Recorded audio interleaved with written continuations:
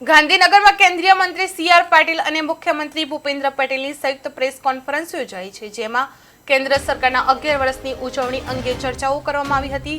આ અંગે કેન્દ્રીય મંત્રી સી.આર. પાટીલે કહ્યું હતું કે દેશમાં વડાપ્રધાન મોદીના 11 વર્ષના શાસનમાં અનેક બદલાવો આવ્યા છે। દુનિયાએ ભારતની દ્રઢતા જોઈ છે। દેશમાં 11 વર્ષમાં સર્વાંગી વિકાસ થયો છે। કેન્દ્રીય મંત્રી સી.આર. પાટીલે કહ્યું હતું કે અગાઉની સરકાર ભ્રષ્ટાચારમાં લિપ્ત હતી। નરેન્દ્ર મોદીના વડાપ્રધાન બન્યા બાદ દેશમાં સર્વાંગી વિકાસ થયો છે। ભારતનો વિકાસ માત્ર નહીં, દેશની દ્રઢતા પણ દુનિયાએ જોઈ છે। મોદી સરકારે પ્રધાનમંત્રી આવાસ યોજના હેઠળ મહિલાઓની મિલકતમાં હિસ્સો આપવાનું કામ કર્યું છે। નારી શક્તિને વધુ સશક્ત કરવા યોજનાઓ શરૂ કરવામાં આવી છે।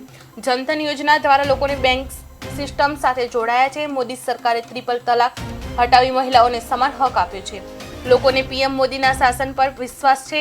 આ પ્રસંગે મુખ્યમંત્રી સહિત અનેક કાર્યકર્તાઓ ઉપસ્થિત રહ્યા હતા।